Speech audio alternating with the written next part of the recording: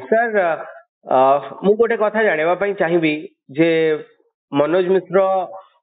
पुणी लिखिछंती जे audio गोदात film को जेतेबेले Kolkata international film festival ले बेस्ट फिल्म अवार्ड मिलुची सेतेबेले ओडिसा रे जो राज्य चलचित्र पुरस्कार घोषणा होती जगह मिलनी एवं से स्वर उठेवा कहते सर मुझे जानवाई चाहिए जे कहीं गोटे पातर अंतर जिते कलिकता गोटे कलिकता इंटरनेशनल फिल्म फेस्टिवल से फिल्म को 7टी इंटरनेशनल अवार्ड मिली मनोज मिश्र लिखिं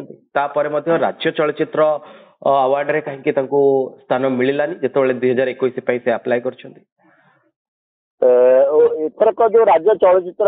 पुरस्कार 2021-22 3 वर्षर धरिकी करागला से 3 वर्षर जदि आम अनुशीलन करवा एक फिल्म डेवलपमेंट कॉर्पोरेशन को पुरस्कार मनोनयन करने सरकार जो प्रकार बृहत चिंताधारा नहीं कि देइथिले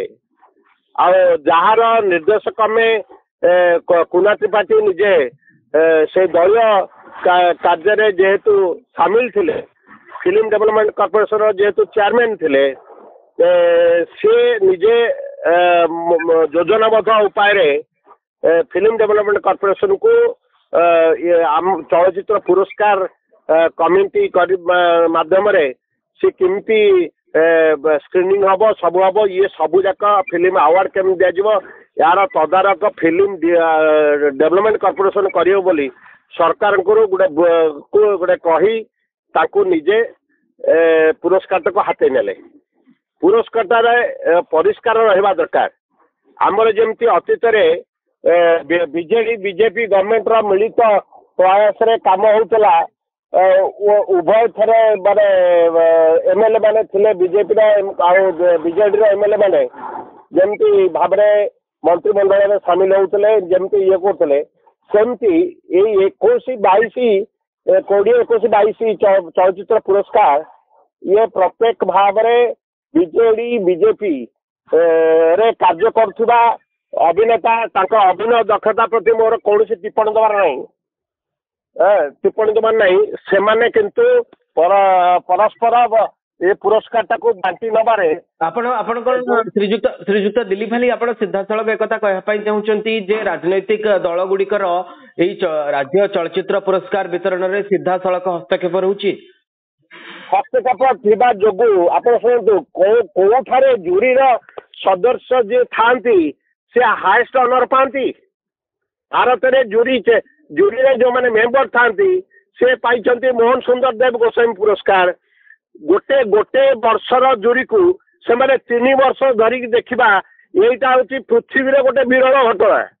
कौन सी भल फेस्टिवल रे जूरी माने 3 वर्ष धरिकी लगातार 3टी जूरी हवा कथा किंतु जड़े कमिटी जरिया ये फिल्म अवार्ड किमिति है ताहा सन्देह घेर रही द्वितीयतः ये जो सब्यसाची महापात्र जे जूरी चेयरमैन थे सी तो एते विज्ञ आ गुणी ज्ञानी लोक 3 वर्ष जूरी सी तो निजे अनेक फेस्टिवल रे सामिल होती से निजे कहतु जे 3 वर्ष गोटे जूरी किपरि कार्य कला द्वितीयतः सी जो सब पुरस्कार देते से पुरस्कार रे परिष्कार अच्छी अपरिष्कार अच्छी से निजे ही कहींपर कारण खाली बयस मात्राधिक बयस हो गले फिल्म परिपक्वता आसी जाए ता भी नुहे फिल्म पुरस्कार परिष्कार रहा दरकार आते प्रत्येक भाव परोक्ष भाव कुना त्रिपाठी जड़ित रही ए कार्यक्रम को बीजेपी गवर्नमेंट भी नहीं बीजेपी गवर्नमेंट अच्छी बीजेपी गवर्नमेंट रे से माने को पुरस्कार देदेले बीजेपी अनेक दलीय व्यक्ति भी पुरस्कार पाई से मिलित मिलित मंत्रिमंडल जमी सामिल होकर कम करते से भाया पुरस्कार टाक बंटन व्यवस्था को कुना त्रिपाठी कर आपण कहते मनोज मिश्र जो कथा कहते एकदम अक्षरे अक्षरे सत भल सिनेमा को प्रमोशन करने कहीं गोड़ टणा हुए ये गोड़ टणा हुए मनोज मिश्र कौन सी जगह किसी खराब कथा कहना वर्तमान परिप्रेक्षी जहाँ घटना घटुची ता ही से वर्णना कर ଅନେକ ଲୋକଙ୍କୁ ବାଧି ପାରେ କିନ୍ତୁ ସେ ଯାହା କହୁଛନ୍ତି ସଠିକ କଥା କହୁଛନ୍ତି ଅସ୍ୱୀକାର କରିହେବ ନାହିଁ। ତାମାନେ ସାର୍ ଆପଣ ସିଧାସଳଖ କହୁଛନ୍ତି ଯେ ରାଜ୍ୟରେ ଯୋଉ ଚଳଚ୍ଚିତ୍ର ପୁରସ୍କାର ମିଳୁଛି ଯେତେବେଳେ ସେଠି ନିରପେକ୍ଷତା ଅବଲମ୍ବନ କରିବା କଥା କଳାକୁ ନିରପେକ୍ଷତା ଆପଣ କୋଉଠି ଅଛି କହିଲେ 3 ବର୍ଷର ଗୋଟେ ଜୁରି କମିଟି ପୃଥିବୀର କୋଉ ଫେଷ୍ଟିଭାଲ ବଡ ବଡ ଫେଷ୍ଟିଭାଲ ଆପଣ କୁହନ୍ତୁ 3 ବର୍ଷ ଧରିକି ଗୋଟେ ଜୁରି କମିଟି 3 ବର୍ଷର ଫିଲ୍ମ ଦେଖିବ ଏଇଟା ଭାରତ ବର୍ଷର ନାହିଁ କି କୋଉଠି କୌଣସି ଫେଷ୍ଟିଭାଲ ନାହିଁ। ନ୍ୟାସନାଲ ଆୱାର୍ଡରେ ଅଛି କି ଗୋଟେ ବର୍ଷର ଜୁରି ନ୍ୟାସନାଲ ଆୱାର୍ଡରେ 3 ବର୍ଷର ଫିଲ୍ମ ଦେଖୁଛନ୍ତି ଆଉ ପକ୍ଷପାତିତା ହେଇନି ତ ଆଉ କଣ ହେଇଛି। କୁନା ତ୍ରିପାଠୀ ଜୀବନରେ ପୁରସ୍କାର ପାଇନଥିଲେ ଷ୍ଟେଟ ଆୱାର୍ଡ ସିଏ ନିଜେ ପୁରସ୍କାରଟାକୁ ହାତେ ନେଲା ପରେ ସେ ନିଜେ ପୁରସ୍କାର ହେଇଛନ୍ତି ଭୋକରେ ଖଳନାୟକ ଚରିତ୍ରରେ। ଆଉ ପ୍ରତ୍ୟେକ ପ୍ରସାଦ ଖାଇବ ଅଳ୍ପ ବହୁତ ନ କହିବ ଇଏ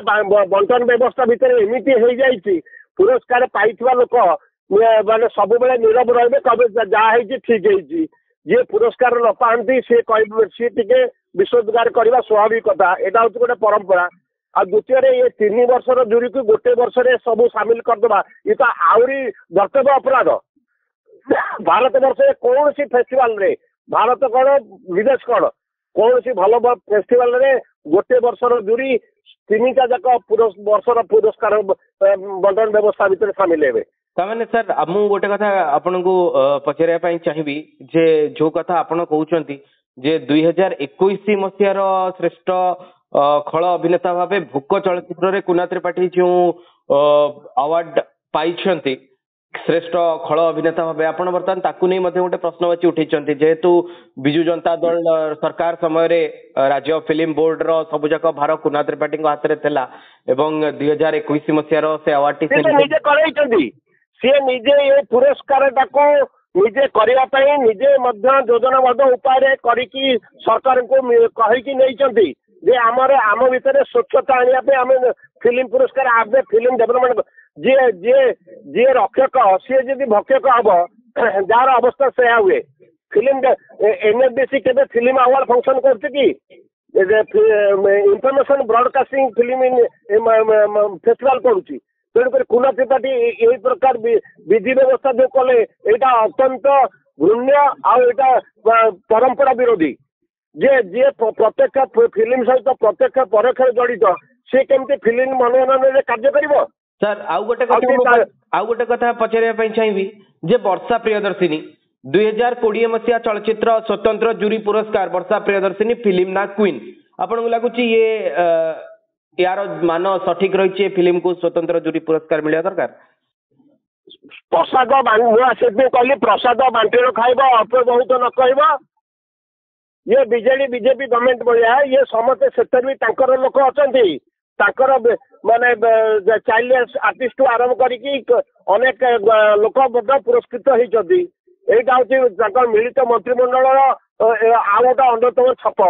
आउ समस्ते सामिल होगी ये परस्पर केमती दोषारोप न हम से सब कार्यक्रम सरी जाटा को तुरंत कल्चर डिपार्टमेंट अंडर रखा उचित।